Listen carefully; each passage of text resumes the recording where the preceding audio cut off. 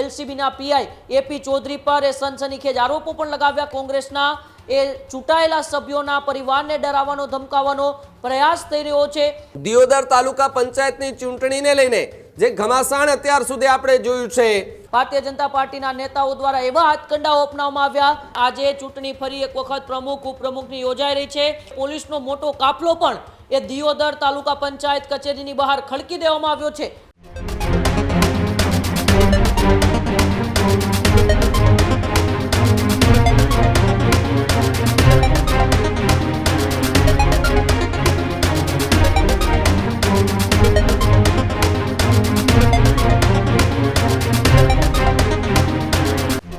બનાસકાંઠાના દિયોદરથી ફરી એકવાર સૌથી મોટા સમાચાર મળી રહ્યા છે. ચૂંટણી પ્રક્રિયા વચ્ચે કોંગ્રેસના નેતાઓ અત્યારે જે સભાખંડ છે ત્યાં પહોંચી ચૂક્યા છે. હાઈ વોલ્ટેજ ડ્રામા વચ્ચે આજે ચૂંટણી યોજાઈ રહી છે. દિયોદર તાલુકા પંચાયત બહાર પોલીસનો મોટો કાફલો ખડકી દેવાયો છે. વિવાદો વચ્ચે પ્રમુખ અને ઉપપ્રમુખની આજે નિમણૂક થશે.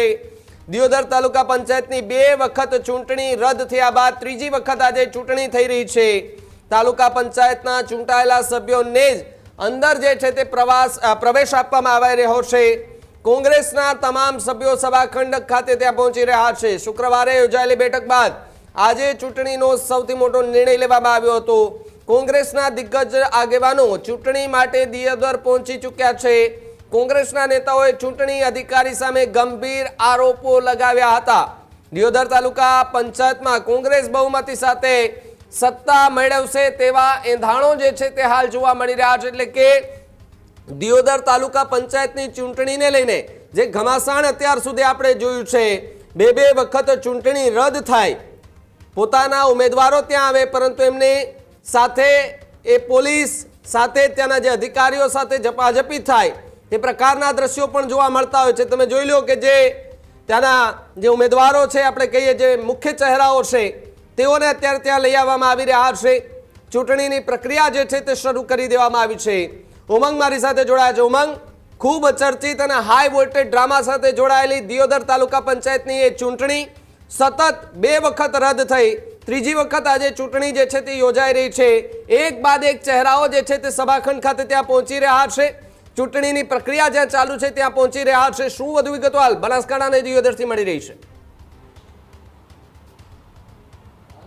જી બિલકુલ ભાવિક, વાત કરવામાં આવે તો છેલ્લા કેટલાય દિવસોથી ઉત્તર ગુજરાતનું એ બનાસકાંઠાની દિયોદર તાલુકા પંચાયતની પ્રમુખ ઉપપ્રમુખની ચૂંટણીઓ છે એ ચર્ચામાં છે. કારણ કે કોંગ્રેસને ત્યાં બહુમતી છે અને જ્યારે પ્રથમ વખત પ્રમુખ ઉપપ્રમુખની ચૂંટણી કરવામાં આવી ત્યારે એક સગર્ભા મહિલા પણ ત્યાં મત આપવા માટે પહોંચી હતી પોતાનો, પરંતુ ત્યારબાદ ભારતીય જનતા પાર્ટીના નેતાઓ દ્વારા એવા હાથકંડાઓ અપનાવવામાં આવ્યા કે ચૂંટણી રદ થઈ જાય, એ ચૂંટણી મોકૂફ થાય તેવા આરોપો કોંગ્રેસે લગાવ્યા. અને એ આરોપો બાદ પ્રાંત અધિકારી અને કોંગ્રેસના નેતાઓ વચ્ચે ઝપાઝપી થઈ. કોંગ્રેસના નેતાઓ અને પ્રાંત અધિકારી વચ્ચે જે ઝપાઝપી થઈ ત્યારબાદ પ્રાંત અધિકારીએ કોંગ્રેસના નેતાઓ વિરુદ્ધ ફરિયાદ પણ નોંધાવી.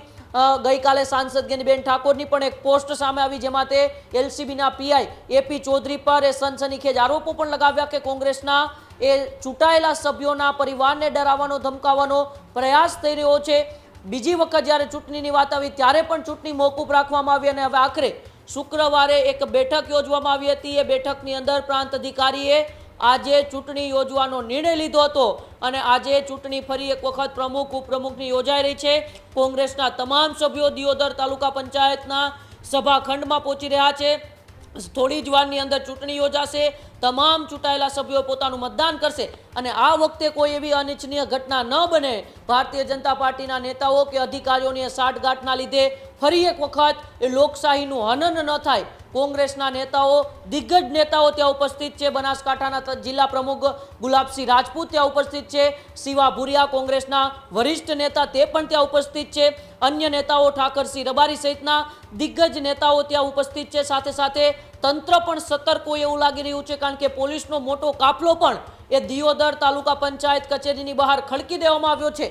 આ વખતે કોઈ અનિચ્છનીય ઘટના ન બને, આ વખતે અધિકારીઓ અને કોંગ્રેસના કે ભાજપના નેતાઓ વચ્ચે ઝપાઝપી ન થાય તે માટે સંપૂર્ણ તૈયારી તંત્ર અને કોંગ્રેસ દ્વારા પણ કરવામાં આવી છે. થોડી જ વારની અંદર એ ચૂંટણીની શરૂઆત થવાની છે. તમામ સભ્યોએ મતદાન આપવાના છે અને હવે એ લગભગ 1 કલાક કે 1.5 કલાકની અંદર જે હાઈ વોલ્ટેજ ડ્રામા છેલ્લા કેટલાય દિવસથી દિયોદર તાલુકા પંચાયતની અંદર ચાલે છે, તે હાઈ વોલ્ટેજ ડ્રામાના અંતે દિયોદર તાલુકા પંચાયતને એ નવા પ્રમુખ અને ઉપપ્રમુખ મળશે. ભાવિક, બિલકુલ ઉમંગ, આભાર જોડાવા બદલ અને માહિતી બદલ.